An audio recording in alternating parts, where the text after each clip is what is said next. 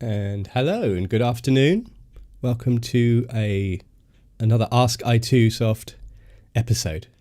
I'm here with Jaime. Hi, everyone. It's been a while, 5 months, I would say, since our last live stream.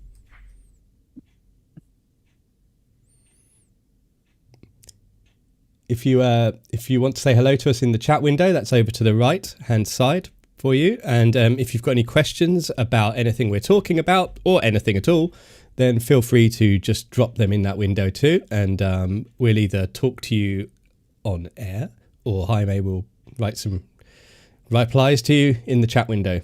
Whatever I will try my best. works best. I will try my best. Yep.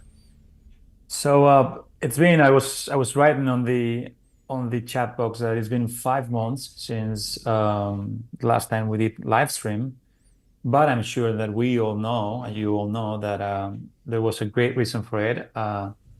We've been quite busy, and mainly to the reason of the release of ForestPack.ini, which came out, I think, a couple of weeks ago. We are extremely happy with the release. It's been quite successful, and mostly, of course, because of ForestIvy, which is what we're going to be highlighting today, along with other features of ForestPack.ini. It's one of the things that we wanted to achieve with ForestPack.ini is looking back and having in mind that we've been doing this for 25 years now. The company is becoming 25 years, I think, by the end of the year.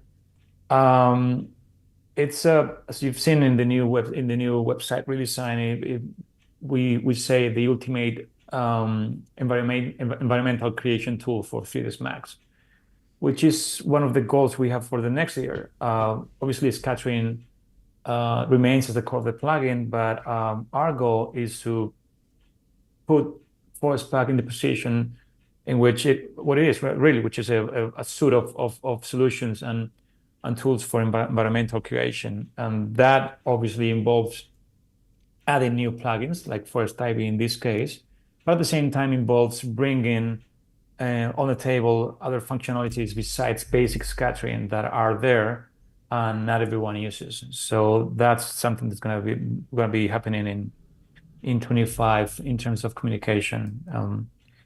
Besides that, before I jump to Paul, a couple of announcements. First of all, a small clarification for those people that are not clients and users of our plugins. We've been asked a few times on socials if ForestPack is a annual subscription, and if it's an annual subscription of 240 euros. That's not the case. As we've mentioned so many times, we are committed to perpetual licensing. So you buy the plugin and you get your license, and then you get what we call a 1-year maintenance support, a maintenance plan, sorry, which basically allows you and grants you access to updates like this one, for example, and then premium support. As you know, you guys, anytime you do any kind of support question on a forum or ticket system, you get replied pretty much on the go. So there's not a yearly subscription. We are committed to perpetual licensing, and that's going to go for the rest. A second announcement, Recon 7, we're working on it. It's going to come out, I think, between Q2 and Q3 2025. It's going to have very nice features, very cool stuff. We can't unveil anything yet, but what we can unveil is that there's going to be a lot of new libraries, revamped stuff and new libraries. We have right now 2 people working on it, and the idea is looking at these libraries as system. That's something that we will be unveiling in the future, but the idea is that all elements related to specific uses are going to be grouped in systems. And the last announcement, we have people asking about Black Friday. Of course, there will be Black Friday again, and that's going to take place as usual by the end of November.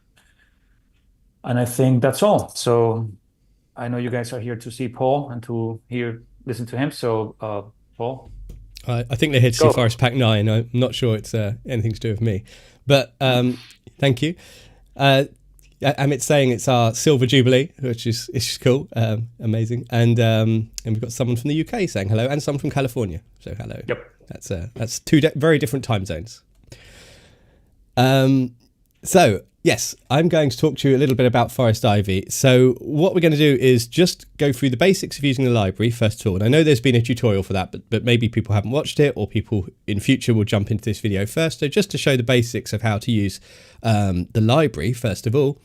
But then what I want to do is to get into how you actually use all those various other settings which are in ForestIvy, so you can start to either customize the libraries the way you would like them, or you can create your own climbing plants from scratch. And so that will kind of form the bulk of this presentation. And then after that, I want to talk about the 4 or 5 other features in ForestPack that are useful and worth knowing a bit about, and demonstrate how those are used. And they're all relatively straightforward, so hopefully it won't take too much time. As always, like I say, if you want to drop in any questions in the right hand side, or if I've missed something or something is not clear, then please let me know. So I'm going to switch over to the desktop now, and I've got a pretty simple scene here just to demonstrate how ForestIvy works for adding some growing plants to this statue here. And so first of all, we need to create a ForestIvy object, and we have some fancy new toolbars up here, which you can see. We've got ForestPack icons, but we've also got the new one there for ForestIvy, and rail clone icons too. So this is the easiest way to get to ForestIvy. Just click on it there and drag out an icon in the viewport. You can also get to it from the create panel, of course, in the usual way. Switch to the modified panel. And then what we want to do is to load a preset from the library. So there are 30 presets included. They're in the Forest library in a ForestIvy folder, and they're called climbing plants. This is our first wave of releases for ForestIvy. And there's various different species here in various different colors and variations. But I'm going to go for your classic ivy preset here, a European ivy, just for now to illustrate, and load that up. So just give that a second while it loads the materials and the textures and the library preset itself. And then that's it. We're done with the general rollout. So if you're using objects from the presets library, this interface here, you don't really need to worry about very much of it. In fact, more or less, it's just this little section here, the surface objects down to baseline. So really that's kind of all you need to deal with if you're using the presets, which I imagine is a situation for a lot of people. But the first thing you need to do is tell ForestIvy where to grow. And in order to do that, you'll go into the surface objects section up here and click on the plus button to pick from the scene a surface. If it's multiple surfaces, you can alternatively click on this button here, which opens up the object picker, and you can pick multiple surfaces from there too. And then the final one there just deletes all the surfaces, so that's easy enough. Once you've done that, we'll just basically start drawing a base spline. And what I want to do is to illustrate the kind of 2 modes that ForestIvy's got, because it's kind of a blend of manual drawing, whereby you draw the initial vine, if you like, and then after that, the algorithm takes over and grows from that initial vine. And why that's interesting is that if you want to, you can use it fully manually to really draw the ivy only where you want it. And in order to do that, you would turn this growth level parameter here down to 1. So that basically turns off the algorithm. And now what I will do when I draw is just draw a single spline like that. And you can see that's kind of working. So the textures are just not showing in the viewports, but they will at render time. But of course, that's okay. But over larger areas, we're not really going to want to do all the manual work ourselves. So this is where we combine it. So what we would do is to draw and sort of art direct the rough path we want the ivy to take. And then we would turn up this growth level parameter to let the algorithm kick in and start growing ivy on the object like so. So that's pretty much how that works. That's pretty straightforward. And those are kind of the basic parameters that you need in order to get ivy working. So there are a couple of other things that I might mention while I'm here, which is this baseline setting here, which is just below growth level. So what baseline does is it lets you set a percentage of that original spline that you are using to grow. So you can see if I shrink this, the length along the spline disappears. And in fact, if I set the growth level back to 1, you'll see this more clearly. You can see now very clearly that it's a percentage of that original stroke that I drew. And that's basically how that works. And of course that can be animated, but we'll come to that later on as well. And the other thing I wanted to mention while I was here is the display rollout, because that is something else you might want to play with in your scenes. Once you've grown your Ivy, if you're using a preset, you are going to want to control how this is displayed in the viewports in order to keep your scenes fast. And so by default, you're using what's called quick mesh mode, which is here. And what that's doing is using viewport instancing. So if you had mesh mode on, all that geometry would be collapsed and you'd end up with millions and millions of polygons. But in quick mesh mode, it's basically like instancing at render time, like proxies, but in the viewport. So it's very, very quick. And it gives you a good representation of what the final result's going to look like. If you want something lighter, you can change to points cloud mode, which is like the classic ForestPack points cloud mode where we're using points to represent the Ivy instead. Okay, and here you've got some settings like you can control the density of that points cloud if you want to make it denser or less dense. And you can do this individually just for this Ivy object, or the one above would control the density for all of the Ivy objects in the scene. Now, in addition to that, you've also got the ability to limit the number of leaves that are being displayed in the viewports. At render time, you will get the full display, but in the viewports, in order to keep things quick, we could say, well, actually, let's only display 50% of the leaves, for example, or 25%. And that would still give you an indication of what's going on, and it would help you composition and so forth, but it's just going to make the scene a little bit lighter. At render time, you will still get 100%. So you've got those options, and I just wanted to mention that there. We've also got this option here called instancing support, and this basically turns on and off render time instancing. And obviously, for the most part, you're going to want to keep that on because then it's like rendering one leaf instead of hundreds. And it's very efficient, like using proxies. But there may be some circumstances where you need to turn that off. For example, with a renderer that doesn't yet support instancing in ForestIvy.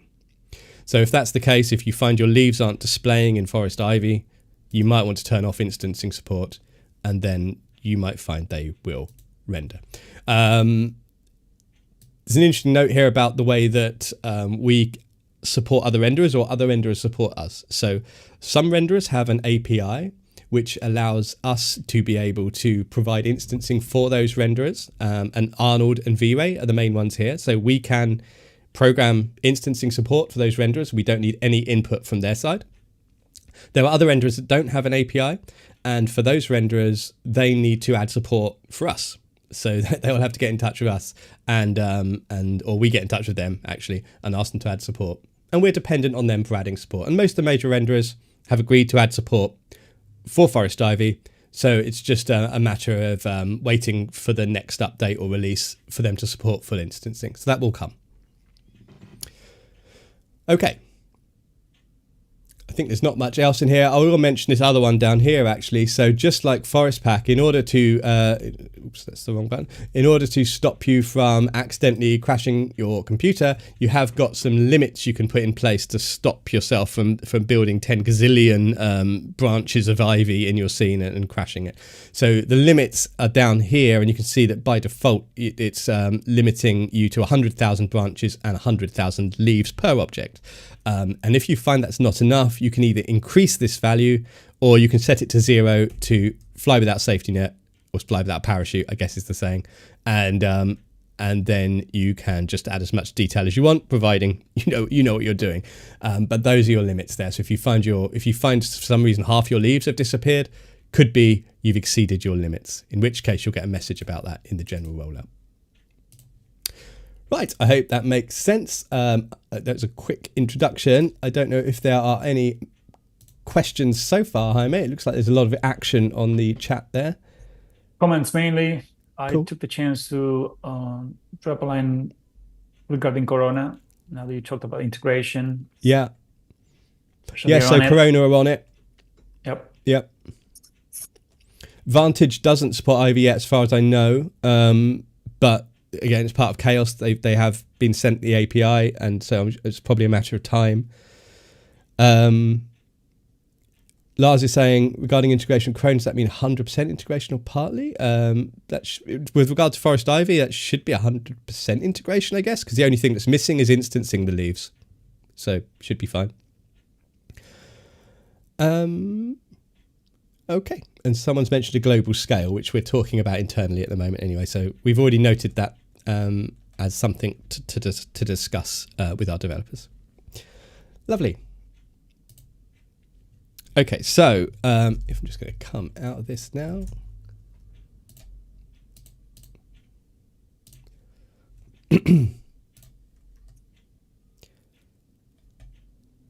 Let's just wait for Max to catch up. Hope it doesn't crash. No, a couple more questions. It's taking a while. Okay, so down here we have another Ivy already on this building, and there are a couple of things I wanted to mention with this style, one of which is the use of material IDs to block the ivy from growing on certain areas, and I might mention animation quickly here too. So as you can see, this ivy is growing up the side of this building, but it's also going across the window glass and the frame. So this is easy to deal with, provided the objects you're growing on have different material IDs assigned to the different parts of the geometry. And up here in the growth rollout, you can see there's a material ID option just there. And so that basically lets you limit by material ID. So you can see that basically, if I know from having modeled this, that this cladding is on material ID, I think it's 3. So if I enter 3 there, I will basically stop the ivy from growing on the other geometry. And you've got another mode too, if you've got more sophisticated situations, where you can change this mode to exclude, and then you can enter the IDs you don't want ivy to grow on instead of the ones you do. So we could do 2 and 6, for example, and I can't remember what the window frames are. I think that might be 1. Yeah, there we go. So you can do it that way as well. So you've got this option there, which is pretty handy. So and that's currently how we can control the ivy. We have had questions in the past about kind of blocking volumes too, and that's might be, you know, future update. It's maybe. So so from there we'll move on to how I might animate this. And as you've seen, we've got this baseline setting here, which basically grows along the baseline. But you can see if I just grow this, it's a little bit jumpy, and that is because obviously once the baseline gets to a certain level, the entire branch that's attached to that will suddenly appear. And so what you're going to want to do is to animate the baseline and the growth level, and then stagger them so that the baseline grows first, you get the length coming out first, and then the growth level comes out after that. And so that's kind of the approach at the moment. We have to say we didn't design this with animation in mind, but it's sort of possible this way. So I'll set the growth level to 1 for now, and then just move that up to here somewhere. So my growth level is going to be 1. I just want to start it on the minimum value. And then what I'll do is to set the baseline to 0 at the start, and then move the timeline along a little bit, and then change the baseline up to 100%.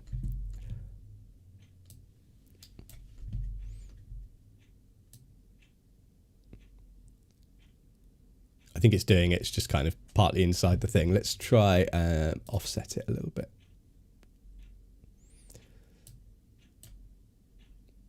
Excuse me. Offset. Oh, hello. Something a bit weird going on there. Okay. Delete those. Okay, so I'm just dealing with the baseline. Now you can see that's working. Baseline. Yeah. Okay. So my baseline's growing, and I've grown that from sort of frame 0 to, let's change it to 45. And now what I want to do once that's grown, or while it's growing, is to start to increase my growth level as well. So I'll start animating the growth level, starting it on frame 30, and then putting it up to whatever growth level I want by the end of the timeline. And then what we should see now is that, let's see there. Helps if you turn on auto key.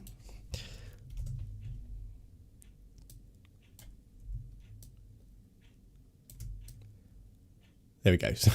So I've got my base, my baseline growing first, and then from about frame 35, my growth level kicks in. No, it doesn't. This is the beauty of doing live demonstrations, right? Doesn't work properly. Now it does. Now you can see my growth level kicking in and the ivy starting to grow. So that's the way to do it, right? Establish your baseline first, and then after that, start growing up your growth level. And then you'll get a nice growth animation. The way this works is each segment is added one after another. So depending on the number of segments, we'll come back to this here, the smoother the animation will be. You can see I've got over here, I've got a segment parameter which is set to 7. That means every branch is going to be divided into 7 pieces. And each one of those pieces will be added using the growth level slider, right? So they'll pop into place. So logically, the higher that number, the smoother that animation is going to be. And the other thing is, to stop jittering, you might want to turn a few things off, because there are a few randomized parameters that mean the leaves will kind of jitter. And generally speaking, what you're going to want to turn off there is in the growth rollout, you're going to want to turn off, and we'll come over these settings a little bit later, this collision check property, set that to 0. That turns off collision detection, which means you'll get more branches, but they won't suddenly appear and disappear. And then in the leaves and flowers part, you also want to turn off collision checking there. So we'll turn that off, and probably end leaf probability too. So these kinds of settings that will randomly cause things to appear or disappear. So we'd set that to 0 as well. And that will just ensure that you get a smoother animation. So I hope that makes some sort of sense.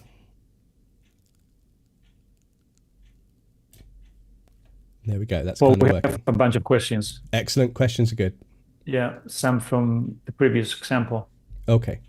The first one would be, can you edit the spline like a normal? No, not currently. No, the spline is kind of baked into the ForestIvy objects. There's no way of editing it using manual spline editing tools. That said, again, it was suggested, and it's on the to-do list for the next release, that we support the ability for you to draw splines and have Ivy grow from those. So the solution, therefore, would be to use standard spline tools with Max, and then use those in ForestIvy as your initial spline, and then you'd be able to edit them however you want, of course. And I mean, we haven't done that yet. It's just on the to-do list, so who knows, maybe there'll be a way of switching backwards and forwards between an editable spline or something embedded. It's undecided at this point, but it's not currently possible at the moment. You can delete the splines and start again, but you don't have to delete everything. You've got an eraser tool up here. Let me switch back to desktop. You've got an eraser tool here, and you can sort of just shake it over the splines and get rid of them and then redraw them. So that's currently the only way, but it's possibly going to come. Okay, there's another question from Amit saying, can we use customized geometry as Ivy, like if we have our own plans? So what, if you to create your own ForestIvy using your own presets, using your own assets? Is that the idea? Sounds like it. Yeah, I mean, yeah, exactly. That's what I'm about to start talking about. So I'll show you how that works using all these various settings. So absolutely possible. Yeah. Okay, it's another one. Is there a way to do some form of occlusion culling where parts of the forest object are obscured by other scene objects? It's the one from Susiguru, doesn't mean. Yeah, like ForestIvy objects. Not yet. So that's something that again has been requested since we released ForestIvy and is on the kind of wish list, to do. So the idea that you could, yeah, exactly. So you could have a piece of geometry attached to the wall or something here, and use that as the kind of exclude for the ivy, and the ivy would grow around it. Currently, you would have to kind of assign material IDs to the bit of wall where so not really, but it's something that we'll probably add in time. We had to stop adding features at some point and release it. Yeah. So it always comes down to how at some point we have to say that that's enough for a first release. But obviously we've got loads more plans for this. This is version 1. The question about high quality presets, I mean, the plugin comes with, I think, 30, yeah. Yeah, high quality presets. So that's answered. F-Storm integration. The one from Amit Kedia. Will Ivy have something like edge mode? It does not intersect, goes through another geometry where we don't need it to be. That kind of comes back to the idea of object occlusion, doesn't it? So that I've already answered that, I think. Yeah. So hopefully in a future version we'll have objects that can cut the ivy. Okay. One from Saul Bravo. Is ForestIvy paired with VRay more memory efficient than ForestIvy paired with Corona? Oh, I guess it will be the same. I mean, it should be. Yeah, I mean, yeah, it should be. The only difference there will be, and I can't talk about that because I don't know how efficient VRay and Corona are in relation to one another in terms of using instances and proxies. But it won't. It will just be, that will be the difference. You know, how good is Corona and how good are VRay at dealing with instance geometry. But once it's instanced inside the render engine, it's sort of over to them. I mean, the only reason why we are not integrated with Corona yet basically was just a small communication setback. That's all. I mean, it was absolutely. Yeah, they're really being good and proactive and talking to us. So should be done. Corona won't be long. But if you are a Corona user and you're finding you're getting memory problems, that's why currently you're not getting instancing. So you're having to render this as full geometry, and given the leaves and how many there are and the branches, that could be millions of polygons until we get instancing sorted. Lars is saying, isn't that how ivy grows? Yeah, I guess it is how ivy grows, but it's just to show you how that works. So, you can't really just animate the base spline because the growth level has to be animated separately. Ivy Lister, yeah, that's another request we've had. Obviously, we've got Forest Lister here, which currently lists all the ForestPack objects in the scene. Currently, Ivy isn't listed, but that is on our to-do list. Good questions. Okay, so one of the questions there, and the bit I wanted to focus on today, was whatever do all these other settings mean, and how do you create your own ForestIvy object from scratch? And that is what I want to talk about. And in doing so, we'll go through all those settings, and whether you're creating one from scratch or just modifying an existing ForestIvy preset so that it's more customized to the way you want it, hopefully this will help you to understand what all these various parameters do. The parameters are trying not to be too cryptic or sciencey, so hopefully they'll make sense for artists, but if anything isn't clear, please let me know. So what I've got here is a collection of leaves, like 6 leaf variations and some flower variations. And I hope there are no botanists in the audience, because these leaves and these flowers definitely do not belong together, but they were just some assets that I had to hand that I could use. So what I've done is these are laid out along the x-axis. So this is the x-axis going this way, and I've laid them out so they point down the x-axis, and I've reset the x-forms. And I mean, you can do it, you can put them any which way you want, but I find this easiest to visualize how these things sit along the branches. And so that for me is a good starting point. And then once you've got those, what you're going to need to do is to create a ForestIvy object, like so, and come into your modify panel. Oh, you changed the screen. I know. I've just realized. So it had to be once, didn't it? So let me just show you that again. These are the leaves and these are the flowers here, and they're pointing down the x-axis. And there's not much more to say about that, really. One thing I will say here, and I've found this works quite nicely, in order to get a kind of, and it depends on the species, obviously, but in order to get a nice kind of realistic distribution of flowers, I've found it works quite well to do a few where you've got a bunch of quite a few flowers and then a few less, and a few different quantities, and then you've got a few individual flowers too. That might not suit the species you're creating, but if it is a species that has multiple flower heads, then having variable number of them that you attach is quite a nice way of getting that extra little bit of varying density, I would say, and better realism. Okay, so I've got a ForestIvy object here, and nothing added to it. So the easy way to do this would be to load a preset first and just adapt it, but in some ways you're fighting against what someone else has done then, and you don't really fully understand what all these settings do. So initially I'm not going to do that, but I would suggest that once you understand these settings, then that is probably a quicker route to doing this. Obviously I need a surface to grow on, so I'll just click on this wall here, and I need a base spline, so I'll draw that too. So there's my base spline. Okay, so closing the growth tab, I'm just going to come down to the branches tab. Now we haven't looked at this so far, but what this is basically is how to create the geometry that goes along these splines.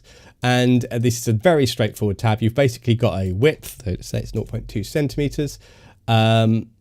You've got the number of sides, so how much detail do you want here? I mean, I seldom go above 5, but if you had some crazy close-up or something, you can increase the detail there. And you can choose the material ID there that you'll use for texturing it. In terms of UV channels, then you've got channel ID here, and then size if you want to set it, or use real world map size. So all these settings are in the branches tab here. So I don't think any of that is particularly complicated. The only thing I would suggest there is that just watch out. If you, for some reason, you're not seeing your branches, chances are they're just turned off. You might have just turned off enabled like that. So just make sure that's on. And that's really it for that. But what we want to look at now is the actual algorithm that's being used to grow these and how that relates to the shape that we're making with those. So as we know, we've got the initial spline. And so I'm just trying to get a good distance from this. We've got the initial spline and then a growth level. So as we can see, like if I turn this down to 1, then we haven't really got a lot more going on. There's a little bit coming off the sides, but not anything really. You've got one branch. And then I'm just going to turn everything else off for the minute. Okay. So if I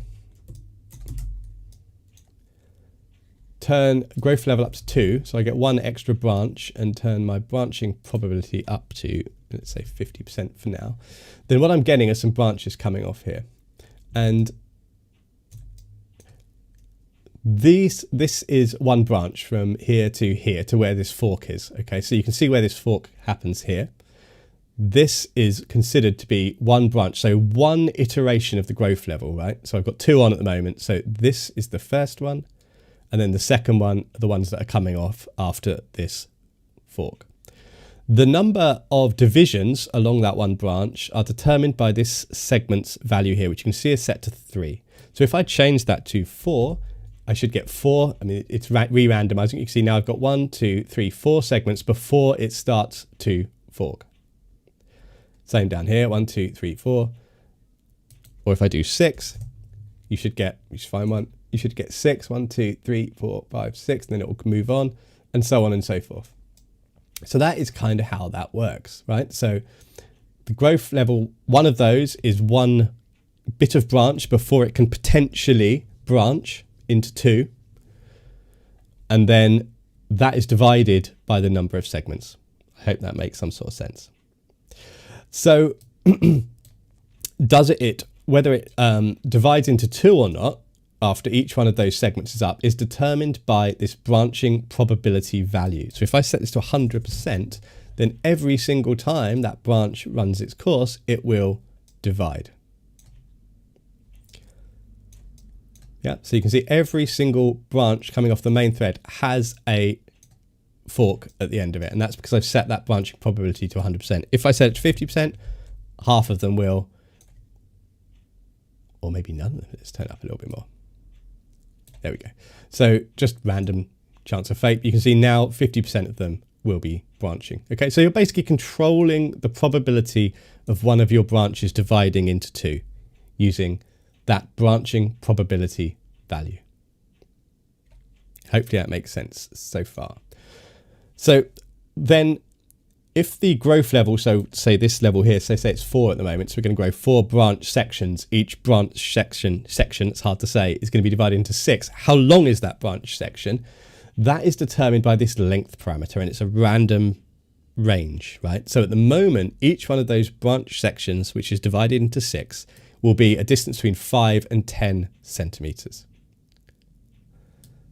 So if there were 10 of them, for example, now I've got 10 branch sections, each of which could be between 5 and 10 centimeters. And that gives you an idea of how big this could potentially be, right? So it's either going to be between 50 centimeters and 100 centimeters from the main stem, because it's 10 branch sections, each can be between 5 and 10 centimeters long. So yeah, 10 times 5, 10 times 10. So if you're ever unsure about, well, what's the actual scale of the ivy that I'm created, just multiply the growth level by the length, and that gives you the potential size of each branch.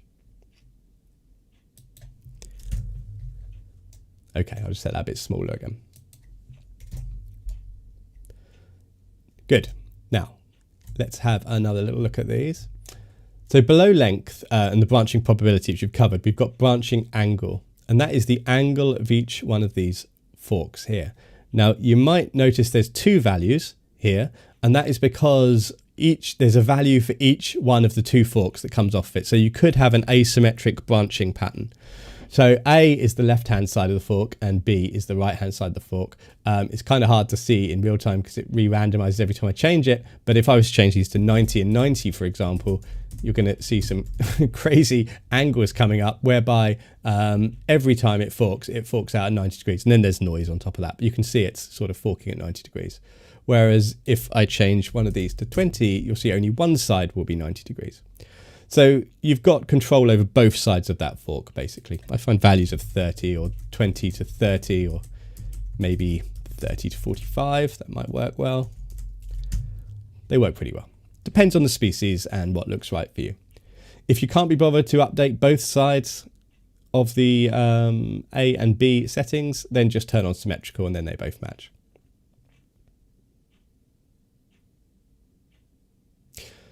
Good.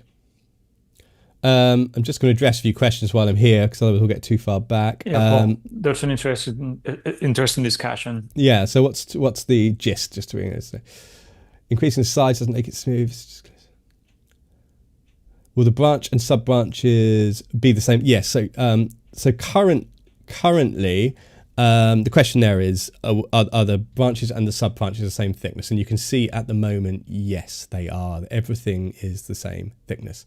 So this is something we're discussing as an improvement for the next one too. Not sure what the progress is yet, but the idea that obviously the core branch would be thicker and then each subsequent level gets gradually thinner, either tapers or is just a bit thinner. Would be more realistic, obviously, but as it stands at the moment, they are all the same at the moment. So that's one thing. Some kind of smoothing. I'm not sure what's talking about there. More segments in the rollout will be more branches. So no, more segments. So that's a question. So is this section here, does segments equal more branches? No, it doesn't. What segments does is it divides what we consider to be a branch section. So this is a section here between one fork and the next. And you can see that because my segments is 6, it's divided into 1, 2, 3, 4, 5, 6, right? So it just divides this into pieces. And what that means is, obviously, the more of those you've got, the more maybe realistic the noise is, the random noise. It's less jaggy, it might be smoother. And maybe the more it can cling to uneven geometry because you've got more subdivisions and that kind of thing. And for animation, you'd up that as well so that you get a smoother animation because animation appears at a segment at a time. Okay, did I answer all those questions? Well, there's another question from Terry Brown and from Amit regarding grow effect steps. Yeah. So grow effects works a little bit differently because grow effects is based on measurement as far as I recall. So what you would be doing there is be saying, say this is a section in grow effects. Like if you set that to say this is 4 centimeters long, this branch, if you set it to 2 centimeters, then you would get one division in the middle. If you set it to 1 centimeter, you'd get 4 divisions. So the smaller the number, the more detail you would get. This is a simple divide, so just divide by this number. So the higher the number, the more detail you get. It's the opposite of grow effects, in fact. Grow effects, lower number, more detail. ForestIvy, higher number, more detail. I hope that makes sense. Well, there's a question about, can you use a height map to define where the branches grow? A height Interesting. Ooh. No, there's currently no map support for controlling the growth algorithm in here at the moment. That's interesting, though. I'd be interested to know how that would work. So No, it just grows on the surface at the moment, and you can see there's no map options. But I mean, that's an interesting proposal. Maybe drop us an email with whatever you because I can't quite visualize how you would use that. So maybe drop us an email and let us know what you'd like to see. Great. There's another one. Can you turn off the re-randomization when you change the amount of segments? Not really, because the algorithm's kind of based on re-randomizing everything. So it's currently not. No, you can see it re-randomizes everything. Because the noise, we've got noise on down here, which we'll get to in a minute. So obviously if you've got more geometry, it's going to randomize differently with the noise and everything else. So it's not currently possible, but I mean, it's not to say we can't look at making it possible in the future. Who knows? Okay. After Reclum 6. Yeah, after Reclum 6. After Reclum 7. Yeah. Great. So far, you've worked out that how the growth level and the segments and the length and the branching probability and the branching angles all work together. And then the one below that is branching noise. So you can see that within each branch, there's a little bit of wiggle, and that is determined by this branching noise parameter, which is here, branching noise. And you can see this is a range too, from 0 to 50%. So you just set a value there, depending on how much noise you want. If we set it to 0, you can see it without noise. And if we set it to 100% in both parameters, you can see how much noise you can add if you want to. But what we want is some sort of randomized value.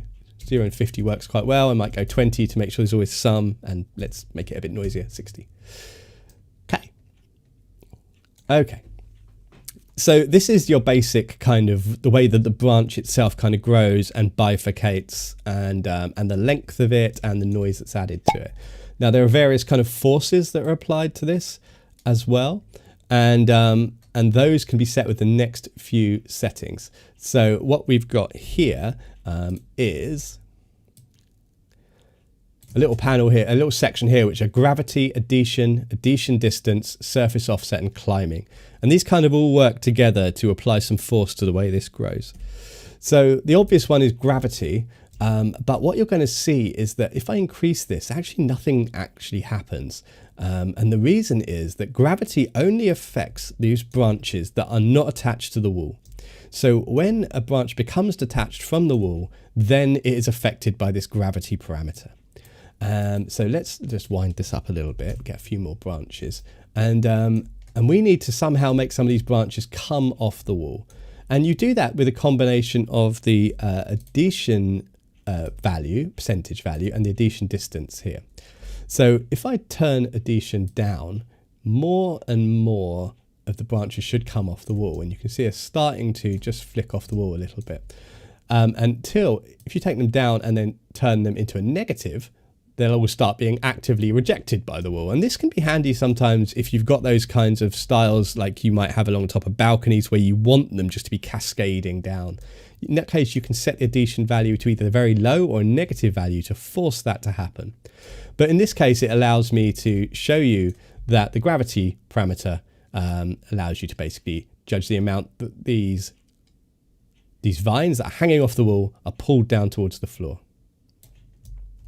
Now, you might also have the opposite. You might have vines that want to grow up towards the available light, in which case all you need to do is to turn that gravity value from a positive to a negative, and then the vines go upwards instead.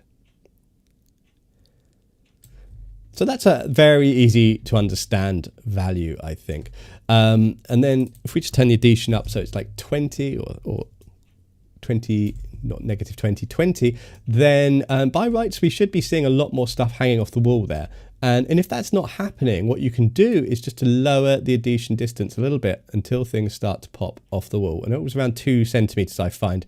That gives the noise just enough to start popping some of those vines off the wall. And what this value does basically is it's a distance by which a vine will be deemed to be able to cling to the nearest available surface. So a low value is going to mean more stuff pops off the wall.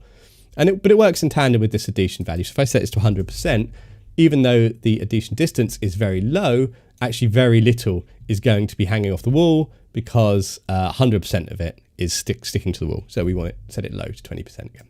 And we get something like that. We could set gravity to come down low. Now, when things are hanging off the wall like that, the length which they hang for before they disappear is determined by the menacingly named death distance parameter, which is just here. So what this value does is it gives you a randomized distance after which the vines are cut so that they don't hang down the wall forever or until the full length of the spline. So you see, if I reduce this, you should see these start to get shorter. So that's fairly straightforward. And this is a randomized value, so 30 to 100 centimeters. It's a clipping based on the growth level, so it won't extend vines more than they were already growing, but it will stop them from growing after a certain point. You can see I can't go beyond a certain point of them hanging off the wall.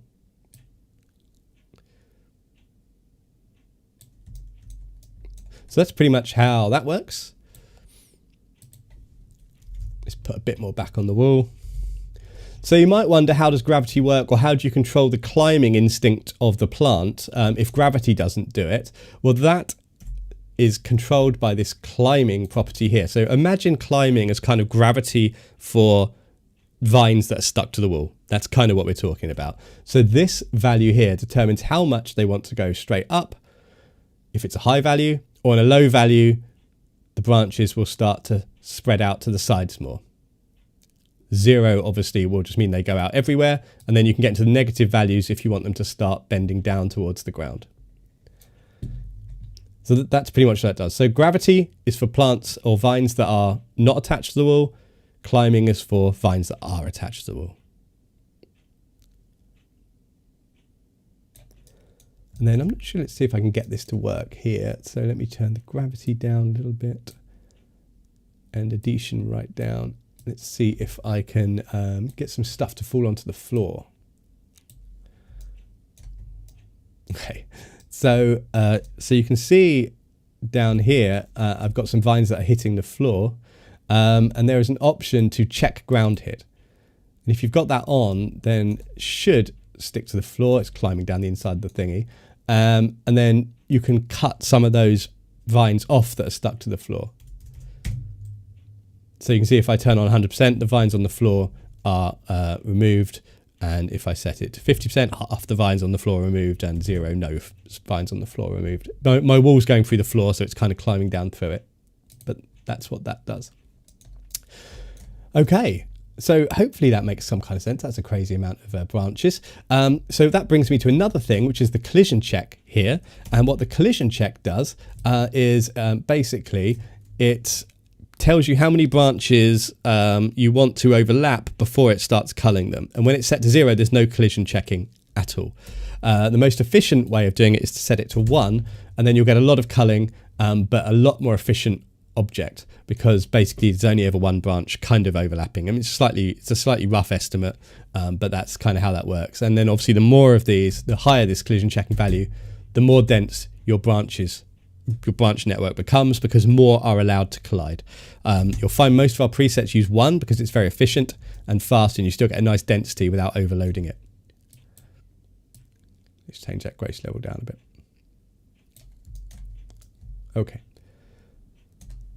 Okay, so I've been through quite a lot of settings there, but covered pretty much everything that's in this growth rollout. So these are the only controls you've got, and they're all you need, really, in this case, for creating some interesting Ivy objects. Are there any questions about them? There are a bunch of questions, actually. Starting with good friend of this house, Rocas Convinis. He's asking if we can add pre-made splines as a base spline. Okay, that's the question we had just a little while ago as well. So not yet, but it is something that has been requested, and it is on the wish list for the next release. So yeah, thanks, Rocas. Integration with Vantage was asked before as well. So could we use ForestIvy to create, what is this? What is this apple tree? Can you try? Rebab Biker. I guess you could use ForestIvy to create a spaliered apple tree. I don't know, what was that? Oh, kind of, yeah. So yes, absolutely, yeah. So I can't remember the word. Where is it? Yeah, spalliad. Yeah, apple tree. So those are trees that are trained to grow up sort of flat surfaces and frames and things like that. Okay. Yeah. Yes, of course. You could absolutely, if you had the frame, you could sort of draw the ivy. I mean, obviously, where you might lose out a little bit on the realism for something that's got much bigger trunks like an apple tree is currently in this version on the fact that the branches themselves won't diminish in size. But you could absolutely do that with a fixed size where you can add fruit and leaves and everything else that you would need. So that could be an option, yeah. Okay. Next one from Amit Gedia. Can an example of ivy hanging from a wooden log be shown live if possible?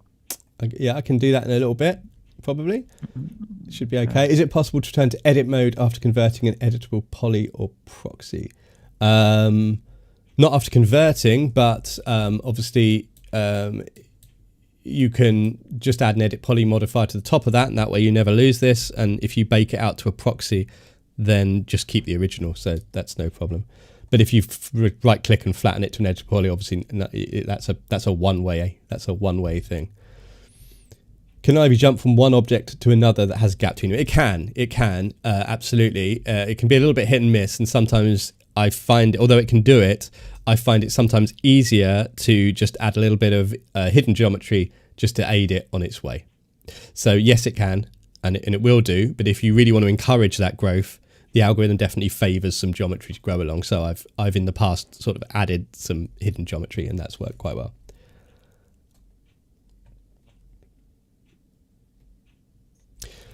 Shouldn't the gravity kind of increase the longer the adhered branches are? I mean, the bunch will get gradually heavier. Possibly that algorithm needs, yeah, I mean, possibly. Technically, in real life, there is a question about how much you actually would see and how much is just, because this algorithm, like, if you've used other Ivy algorithms, this algorithm is seriously optimized for speed. It's very fast. Like to be able to just sort of draw this stuff once you've got it set up, and this is with quite a few growth algorithms, so to be able to draw this stuff and just see it grow instantly is really cool. And obviously the more you add actual simulation to that, then the slower that thing is going to get. So we're always going to try and make sure it's fast, basically. Can you use Ivy to instance lights? No, not currently. No, not currently. Only leaves at the moment. Only geometry at the moment. And someone says they've been able to use Ivy with Vantage and it works great. So, I mean, maybe they've already added support. I know a few other people have had success with Ivy in Vantage. I didn't think it was technically or officially supported yet. And so I'm surprised to hear that people are able to use it. But if they can, that's great. So I'm going to just change a couple of things here just to set this back. So I'm going to set my adhesion to 2 centimeters, adhesion distance 2 centimeters, get more of it back on the wall. I'm going to get my gravity going downwards again. Yeah, that'll kind of do for the minute. So what we want to look at now is how to add leaves and stuff to these branches, and also think about materials. So unlike ForestPack, the materials currently aren't picked off of the source geometry. You have to create a multi-sub-object material that fits on this. And so that is why, for example, we had the material ID for the branches setting up here. So we can see we've got a material ID of 1 there. So what I'm going to do is start to add... I'm on it. The screen, Paul. Yeah, I'm on it. So what I'm going to do is to add the just a material to this with the material ID of 1, our multi-sub-object material. So nothing fancy. I'll just open the material editor, and then I've just got a stem material here. So I'll just add a multi-sub-object material. Set that to 1. Pop that on the Ivy, if I can get the Ivy. There we go. And then obviously any other geometry that we add to this is also going to have its own material IDs as well, right? So I've got some, I think this is the leaves. Yeah, these are the leaves. I think they're on material ID 2. So I'll pop that into material ID 2. And then my flowers are on material ID 3. This will depend on your setup, of course. Okay, and then close that down. Okay, So I'll just check that. I think I put materials. Yeah, so these are, the leaves are ID2 and the flowers are ID3. So I've just preset all that up basically. Now what we want to do is to use the leaves and flowers rollout in order to add this. Now there are two parts to this. So there's basically a container up here for all the models that you want to use, and that will include the flowers and the leaves.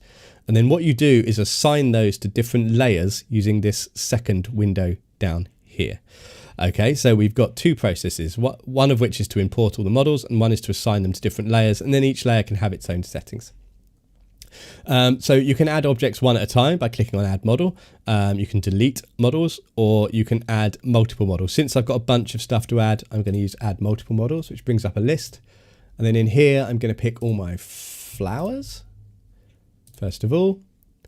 So I'll just bring all those in. You can see they're named. And then I'll click that again. I could have done this in one go, but I'll click that again and find my leaves. There they are. So now I've got all the geometry inside of this object that I'm going to need, but currently nothing's displaying because I haven't created any layers for that. So what I'll do is to add a new layer, and let's do the leaves first of all. So I'll just give it a name, leaves. And then in the models section here, then what you do is click on the assign button, and here you pick all of the different models you want to use in this layer. So here I just want the leaves. And there's also the option to set the probability of these things appearing. So you can see I've got a couple of yellow leaves. I maybe don't want so many of those, so I might set those to like a 10% or something like that. So I've got 10% probability of yellow leaves and 100% probability of the green leaves, and hit OK.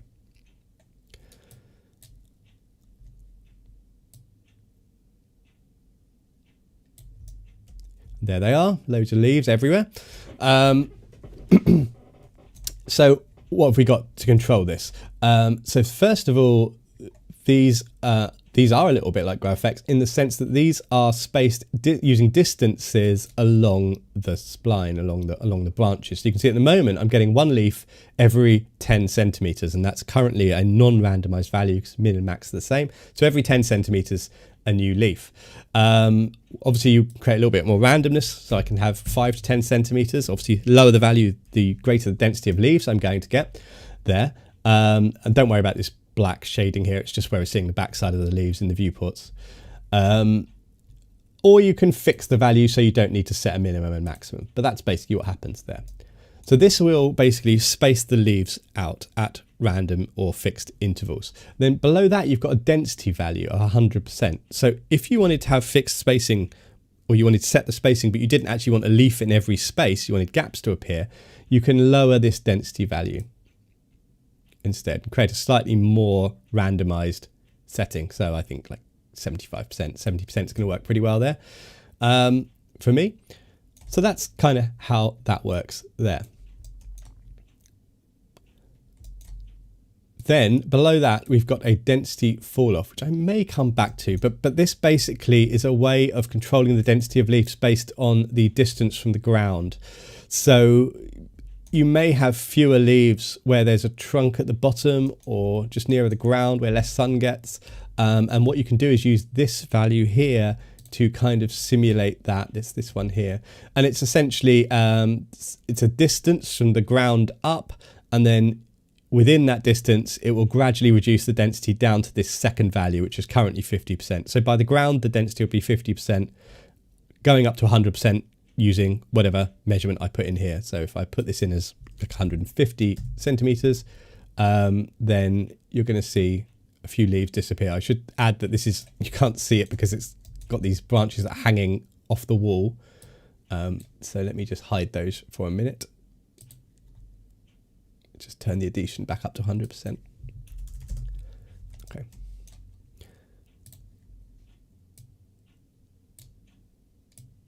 So you can see I'm sort of gradually reducing that density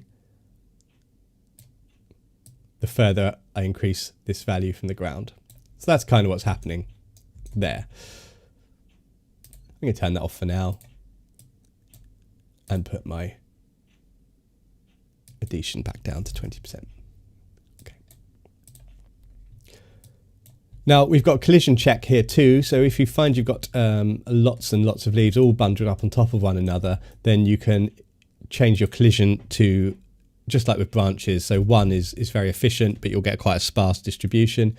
2 will allow 2 leaves to overlap, 3 leaves, 4 leaves, 5 leaves, and so on and so forth. I'll leave this at 2 for now, maybe. 2 seems good.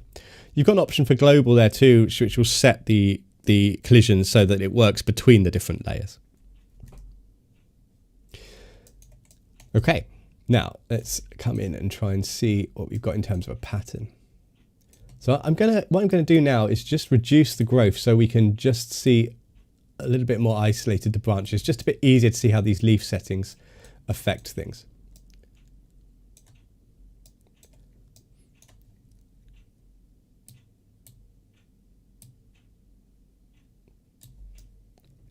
Something like this here. So we can see a couple of leaves here. So you can see at the moment they're springing both out the same side of the branch, and that is because we have this mode here. It's this mode here, which is currently set to single, and when you're in single mode, you basically get 1 leaf like this. If you set this to alternate, you'll end up with leaves on alternate sides of the branch. Again, don't worry too much about the black. It's just where you're seeing the back of the. It's been mirrored basically, so that's what's happening there. It will render fine.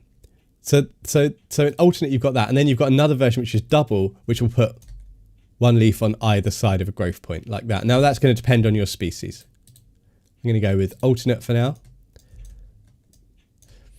and then maybe increase the growth again a little bit so we can see it. Okay, so that's that. And then we've got how these leaves are aligned to the branch as well. So you've got 3 modes to choose from here. You've got perpendicular, which as you can see is coming out perpendicular, and this is the one I use most commonly for leaves. You've got branch normal, which comes kind of straight out of the branch, which is good for the flowers, for example. And then you've got branch direction, which lays them alongside the direction of the branch. And that's good for things that you've got on the ends of the branch, like flowers and things like that. I'm going to stick with perpendicular for now. And then you've also got this ground align setting, which will sort of pull the leaves down towards either the ground or if it's a negative value up to the sky. So these can be good for making it look like the leaves are trying to swivel to face towards the sun by using 1 or 2 of these. So I find aligning to the ground quite good for leaves, and aligning to the sky quite good for flowers. And that's pretty much that. So I think this is all fairly straightforward, hopefully. And then coming down a little bit further, I'll miss end leaf for now. We've got these rotation values, because you can see they're kind of laying very flat to the wall at the moment, and some of the leaves on the other side are actually going through the wall. And what we want to do is just pull them slightly off of the wall a little bit. And you do that using these rotation values, and add some randomization too. So you can see, for example, Y rotation here is allowing me to rotate those leaves away from the wall. So if I set this to, say, let's say -20, I might have to switch this in a minute.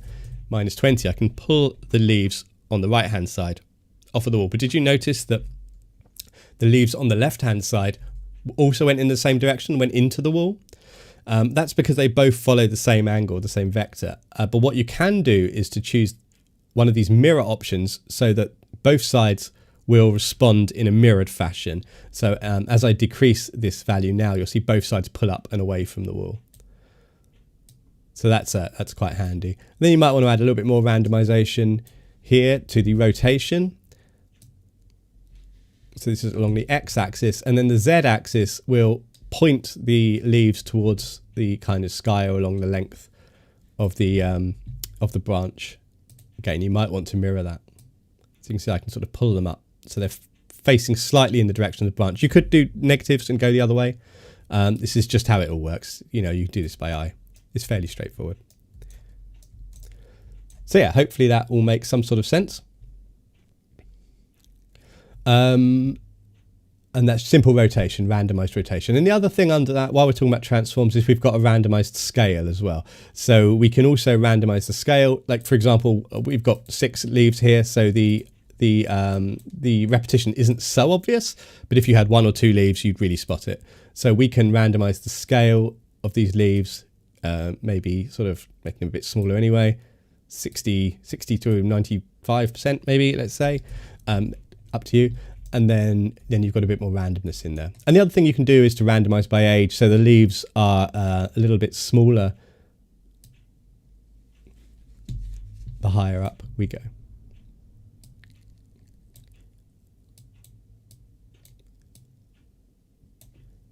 So really exaggerating it, but you can see the leaves at the top now are smaller where they'd be newer, and the leaves at the bottom are older. Or, yeah, that sort of makes sense.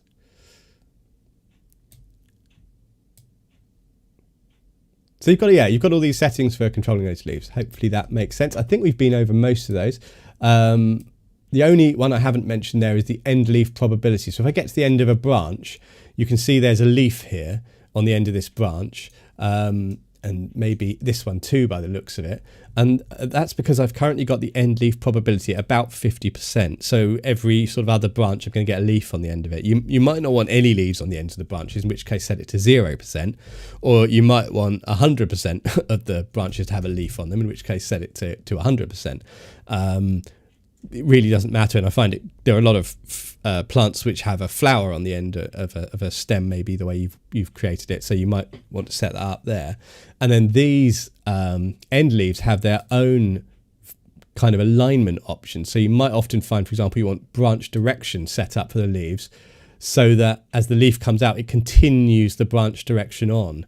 If you've got it set to perpendicular, it can end up going at sort of 90 degrees like this because it's coming out perpendicular to the branch. So branch direction works quite well, I find, in the end leaf settings there.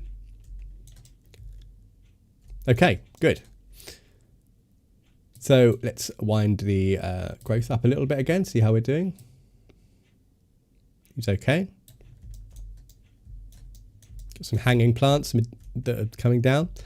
And then the flowers are a simple case of repeating that, but for another layer. So what we've got now is a leaves layer. If I click on plus, I can add flowers. And it's all the same settings. We're just using the same things. So this time we would want the flowers. I'm just going to leave that as it is for now. Mode, I'd say single in this case. There they are, popped up. Distance, let's have quite a few flowers. Let's go flower crazy. And then the density, we could say 80%. I'm going to leave that. Collision check, I'm fine with that. I'm going to go branch normal and try and have them coming out of the branch. You can see that kind of makes them spring out from the branch, sort of perpendicular to the wall. So that works pretty well for me, branch normal. And I might align to the sky, so these flowers face up slightly. So if I put align to ground as a negative value, I can pull those so that they're looking up towards the sky. Like that. Looks pretty cool. End leaf probability, I'm going to set it to 100%, and I'm going to set it to branch direction, so that it follows on to branch. And I might turn the leaf probability off if I've got flowers on there instead. So let me just put that back to 0. Okay. And the rotation, let's add just some random rotation to this, and really that's fine. And scale, yeah, let's add a bit of scale randomization, 60, maybe it's a bit small, 80 to 100%. Yeah, and that's, yeah, I mean, that's pretty much it. There you go. So that's kind of how easy it is to set one up. I know it was a bit slow because I was going through all the settings, and I hopefully made some sort of sense explaining them. Let's see if it will render. And then we can see how it goes. And while that's just rendering, let's see if there are any questions. Yep, there's a few. Daniel Barrios is getting a loading material error when uploading his presets. That must be Max stuff. Max 2022. That might be worth emailing us about, because I don't know the specific circumstances. Most of the material problems we've had so far have been related to Arnold, so I'd be interested to know if it was Arnold. But if it's something else, then let me know. the video will be on replay, so if you missed it, you can absolutely watch it again, which you've already said. How does the growth work? So the leaves just appear or disappear or grow from 0 to 1, gradually scaling. So if you're talking about animating, they just appear and disappear currently. They don't scale up. Because it wasn't necessarily designed for pure animation. This is something, but it's something we can improve on. Possible to change leaf material or ID geometry by age. That's another one on the wish list, I would say. So that is something that's either changing the material ID, which is an option, or using vertex colors based on the branches and things like that. So those are things that are on the wish list for the next release. We've already got like tons of ideas for the next version, so this is all good. Can you copy protect from one layer to the next layer or store layer presets? No. Oh, copy properties. No, currently you can't. That's a good point.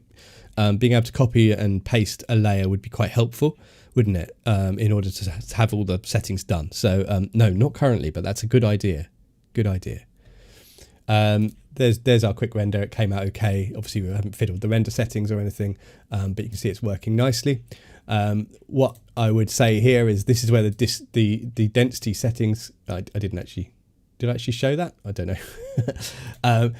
This is where the density settings can be quite helpful, because very simply, and again, this can apply to our presets. You might have a preset like this and go, well, yeah, okay, I kind of like that, but there's far too many flowers in that for me. What you can do then is just go into the flowers layer and then just reduce the density, and you can see that you can very easily take the flowers down, or if you don't want the flowers at all, you just want a leaf version, set the density to 0 to turn them off. So there's no on off for each layer, because you can simply just set the density to 0. Yeah. Hope that makes sense. Yeah, you could use a distance. So someone is proposing that you could use, and obviously all the old texturing tricks and techniques work. So you could use a distance texture and a multiple subtexture and to influence leaf color. There's all kinds of ways of doing it using standard shading tricks. Absolutely. So all that stuff is possible. Yes, you could do that. Same with like noise and things like that. And the other thing that I haven't mentioned here actually is that, in fact, let me turn the flowers layer off and just illustrate this point. So if I risk a render,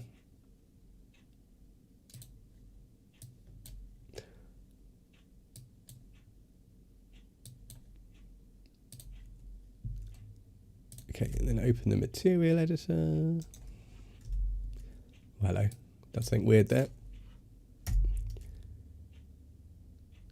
Bear with me, lost my camera somehow. There it is.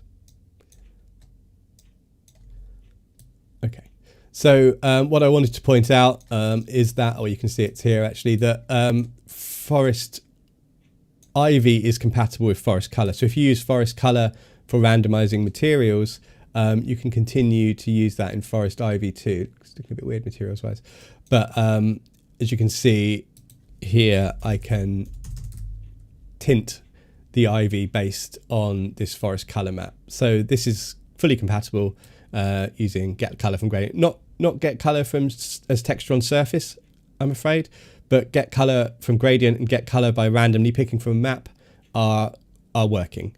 As is picking randomly a texture from the map slots here. So all of that is fine. If I just change that to normal, maybe you'll see a bit clearer. Not at the moment. You can see it's basically brown and green. It's working. So that can help to add a little bit of more randomization to your textures. Okay, good. So any more questions? There's a question about how many people are on the I2 team, Jaime. I don't know if that's something you want to answer or not. Well, that's I think we've talked about that before. We are 7 people, 8 people right now.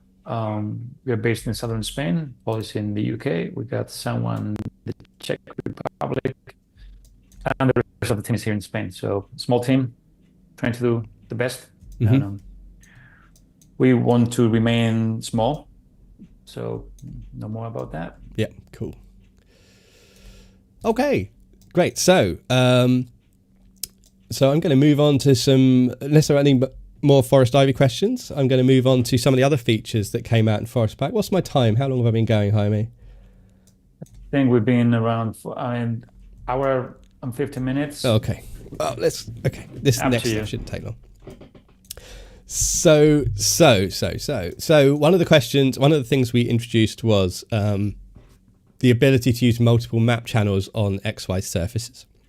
We had a few questions about that afterwards because we didn't really have any demonstrations or videos or tutorials or anything that made exactly what that is clear. So I just wanted to go over that just very quickly with you. And what I'm going to do is to illustrate the kind of situation where you might have drawn a distribution map on a surface, but then you want another distribution map to use inside that to control like a kind of a pattern inside a pattern kind of thing. So what you're basically trying to do is to use three map channels, one for the texture, one for the distribution layout, one for the pattern inside the distribution layout. Okay, and you can now do that with this version of ForestPack, but you couldn't have done it in the past. So let me show you in the material browser what I've got set up here. It's very straightforward. So what I've got is, let's say, for example, this here is a pattern that I'm going to use to project onto this surface in the background just as a simple distribution. Then inside these white areas, I want this lovely swirly distribution pattern, but I want to be able to scale that separately. So it's going to be much smaller than this map here. And then on my surface, what I've got is the plane, obviously. I've got UVW channel 1, which is set to real world map size, and that's being used for the actual texture. I've got UVW channel 2, you can see it's set to 2 down here, and this is going to fit the size of this plane, and that one is being set to... oh God, I've done that every single time today. I'm so sorry, guys. I really... let me go back and do that all again. Okay, so I've got two bitmaps here, one of which is kind of set for a distribution here. And like, so you can imagine this might be like something you've been given by a landscape architect and you've just scribbled over it in Photoshop to paint your planting areas. As a quick way of doing it using maps instead of maybe having to draw the areas using splines in your scene. It's just another way of doing things. But you don't want a solid distribution inside of those. So what you'd really like is some kind of interesting swirly pattern inside of those. So you need to combine these two materials. But the trick is that this is obviously going to have to map to the whole size of this plane that's in the background here. And then this one is going to be tiled inside that. Okay, so how might you do that? And there's a few ways.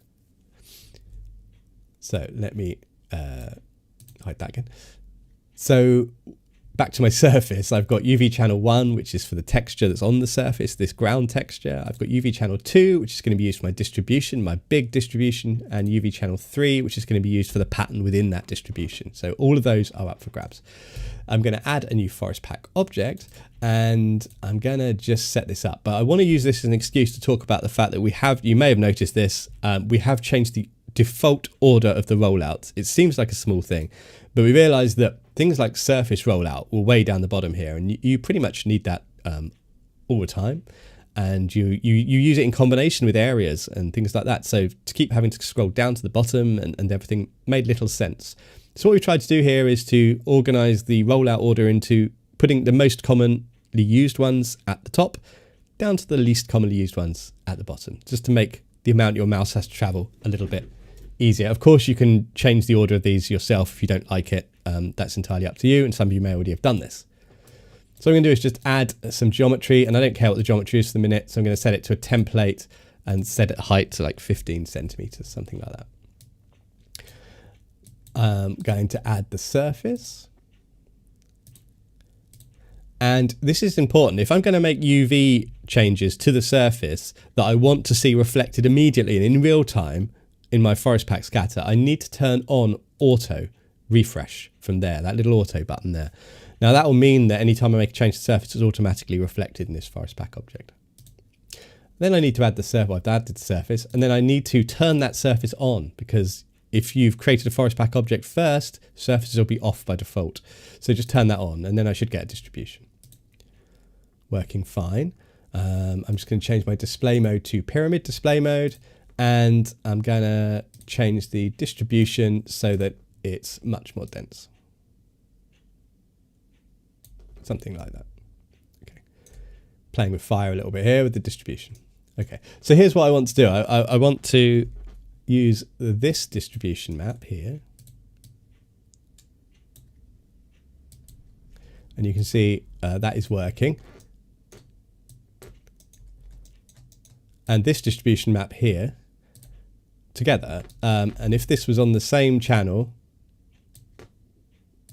you would get this kind of pattern. You can see the pattern is pretty much mirrored on there. But what if I wanted to make this really small? If I change the UV, if I change the tiling on the surface, obviously I can change it in the object itself. But if I changed it on the surface, then I'm going to mess up this distribution map. So what I want to do is combine them and use different UV channels for each. So I've got UV channel 3 for that one, 2 for that one, and 1 is reserved for the surface. So I'll just take this out to a mix map and put it into one of these. And I'll pop this into the mix amount, and then you can see kind of what's going on. Let's swap those over and make that black. And now you can see I've combined those two. Yeah. So I can pop that into the map for ForestPack, and then I'm getting a combination of those two distribution maps. And the nice thing now is I can control them separately. So this one here is the sort of global the big distribution map, you can see, and I want that set to the size of the plane. But this one here is the texture within that. So this one I can now change inside of that one because they're on separate UV channels. So I hope that makes some sort of sense. And the good thing is there's nothing really to do there. Just that ForestPack now calculates all the map channels that you can use without you having to do anything. So there's no need now in XY modes on the surface to choose a map channel. In fact, you can see it doesn't do anything. And on the update that we released yesterday, this is grayed out, so you can't fiddle with it. Because setting it to 0 does break it. So we've grayed it out, so you can't change it. But there you see in XY mode, no need to choose a map channel because you can use multiple and any channel that you want. So that just makes advanced texturing or advanced distribution setups just that little bit easier. And I know there was some confusion about that, but I hope it makes sense now. Just to point out again that in UV mode, that isn't the case. In UV mode, it's a little bit different. There is a change. In UV mode, you can still choose the map channel that's used, whereas formerly in UV mode, we were fixed to one. You couldn't change it at all, but you can't use multiple. So UV mode is slightly, as has always been the case with the UV mode, it's slightly less capable. But for XY mode, which we use for the majority of landscaping tasks, you've got a lot more flexibility there now. V-Ray so there's a question there about whether the distribution maps work with V-Ray triplanar. I don't think so, because basically in order for a map to work, it has to be working before render time. So any render time maps can't work with ForestPack because ForestPack calculates its distribution, as you can see in the viewports live before we render. So anything that has a render time effect isn't going to work, which is why like the V-Ray distance texture, for example, you can use in the viewport, so you can use it in ForestPack, but certain other things you can't. Okay. So while I'm on the subject of this one, a couple of other little changes. Say in this, we wanted 2 sets of flowers and we wanted to use ForestSets, or sorry, we wanted to use clustering to create those. And we want to use ForestSets in order to make life easier. Currently in ForestSet, there's no way to load stuff in the library. Currently. Or maybe you've created a ForestPack object already and then you later decide you would like to use clusters, or that you've got some other reason that you would like to use ForestSet. So we've made that easier. So for example, if I wanted to load a few small plants, like let's say I wanted all of these small plants, I want to load those in here, and then I later decide, you know, I want to use clusters, and then you'd have to change the material IDs for all of those, and if you want to change the probabilities, you'd have to change the probabilities for all of those separately, which is slow and tedious. What you can now do instead is select them in the geometry rollout, right click, and it says move to ForestSet. So if you just click on that, then that drops everything out to a new ForestSet object, here, and it represents it now in the geometry rollout as a single object, which is of course much easier to deal with in terms of setting colors. But what that is a container for all 8 of those plants. So we can add some more, for example, and do a different object, maybe these.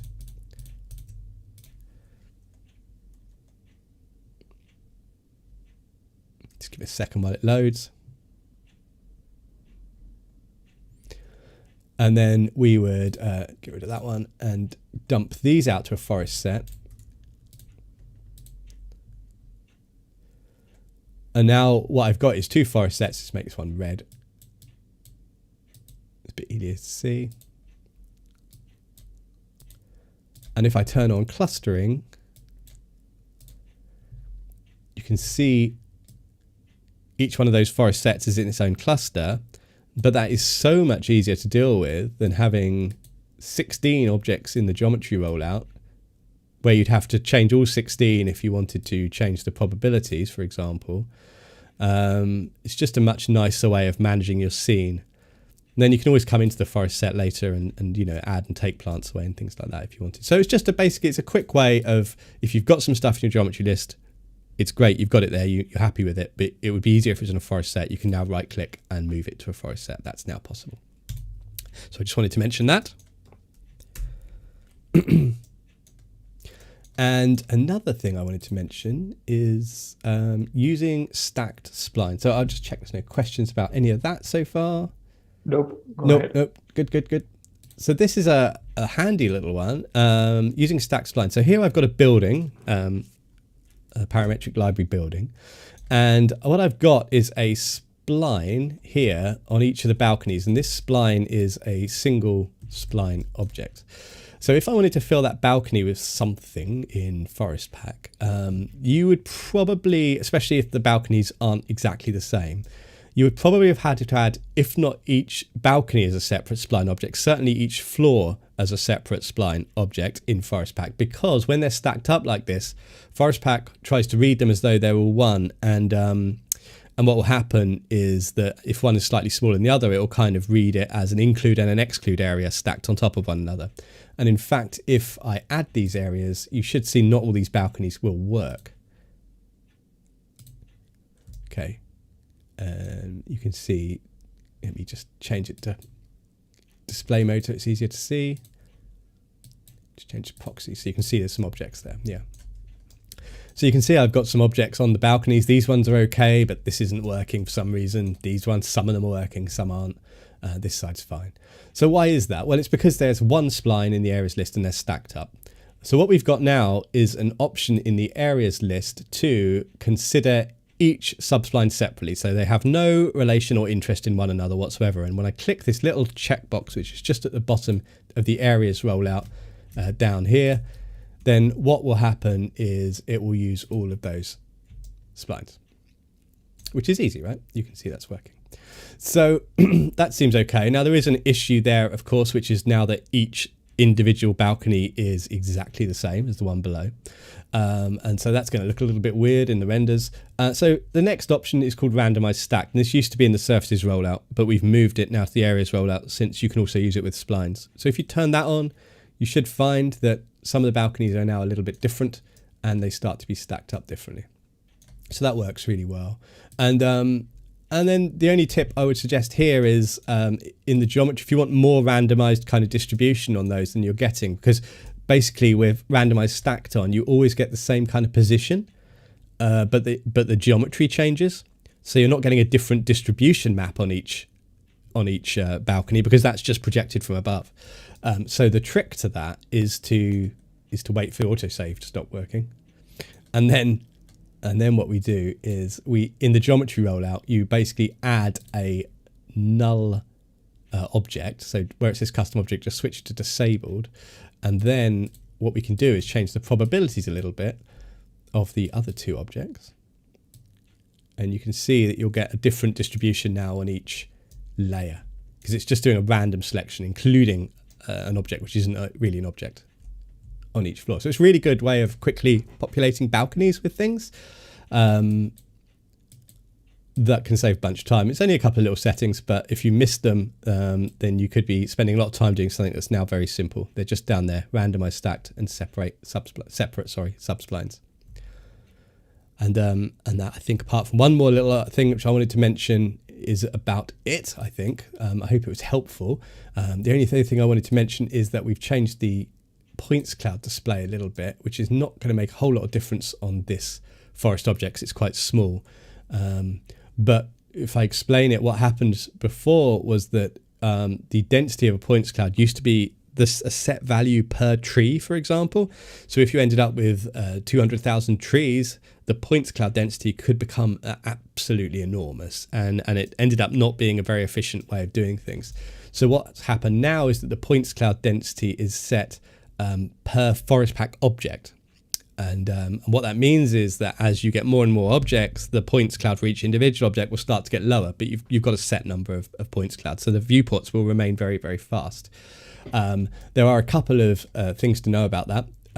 If you switch into items editor mode, then you will find that when you click on an item like that, the points cloud for that one item slightly increases compared to the ones that are unselected. So this is helpful because it lets you position things and gives you a clearer view of and what it is you're moving, the actual geometry that you're moving around.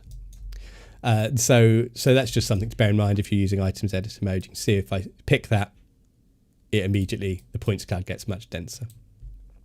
And I wanted to mention it as well because, and this is not for the faint of heart, but if you go into the ForestPack.ini file, then there are your settings for points clouds. So if you did want to change the number of points clouds given over to each separate ForestPack object, then there are settings for that in here. So it says cloud points by object, and it's 250,000 at the moment. Okay, so that's how many points each individual ForestPack object is going to get. So you could increase that if you wanted them to be more dense, or if you preferred the old behavior, then you can just set it to 0 and it will turn off the new behavior. So if you preferred it the way it was, you can turn it off, although it was less efficient and you know, a bit slow in the viewports. So if you want to set it to 0, that's fine, but just you're taking a slight performance hit. There's a couple other things here as well. So cloud subselection density. This is the density of the objects that I was just selecting in items editor mode, and I've actually increased that a little bit to 1,000, so I've got a better view of what I'm picking. And then this one, cloud unselected density, that is the objects in items editor mode that you're not currently editing. So you could set those for much lower value. So that's pretty much it. And there's also at the bottom here, cloud hit test max points, which is basically a value that's used to detect whether you're picking a points cloud in the viewport. And if you find you're not picking it as often as you wanted to, you can, I think it's reduce that value and you'll get slightly more accurate selection. I just wanted to point that out. It's just for those advanced users that like to tweak these things, but most people can leave it well alone, I'd say, and use points cloud mode or proxy mode, which I use most of the time, personally. So let's see if there are any questions. That's a couple of them to wrap it up. Someone says they brought surfaces up high on the list already. Yeah, absolutely. That was the one for me as well. Like it was always at the bottom somewhere. So these distributions, yeah, okay. VWedge trend with that. Can you nest for? You can nest forest sets. Yes, absolutely. You still need to move the probability up. The command stack is difficult to find. Oh, you mean in the okay. Well, yeah, that's always a difficult one. It's that's in the geometry rollout, I think you mean. So the probability is here. Yeah, maybe it makes more sense up there. I mean, that's something we can talk about, Jaime, at some future point. The trouble when you move something is everyone who's used it, and I find this with the surface rollout, to be honest, I still naturally scroll down the thing to look for the surface, even though I know and have recorded videos about the fact that it's up there now. Just got like 20 years of muscle memory to overcome all of a sudden. So if we move it, everyone's going to be like, why did you remove the probability settings? Good. Actually, there was one important thing that I missed that I can just finish off with. So that is this, if there's no more questions. Someone's just said, yeah, if you move it, we won't find it. This little style here that we spent all this time making, and let me turn my flowers back up. If we wanted to reuse it again, then obviously we want to save that to the library, and I can't believe I didn't mention that. But obviously, like ForestPack, you can easily save stuff to the library. Just make sure it's selected. Open the library browser. You'll need to use a user library. I'm switching to desktop, I know. You'll need to use a user library, create a library, and then right click, and then go import objects from scene. And then you can pretty much accept those settings. Oh, I've already done it. It's fine. I spotted it before I got the message.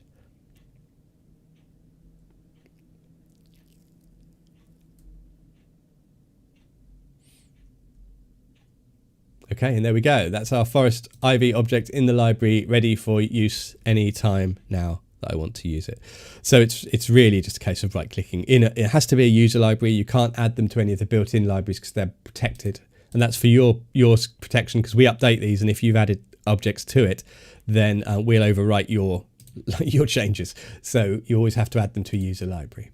But apart from that, it's very easy to add them. So you can do that. Don't forget with any ForestPack object as well, or any objects that you want to add to the library from the scene that you might want to scatter with ForestPack.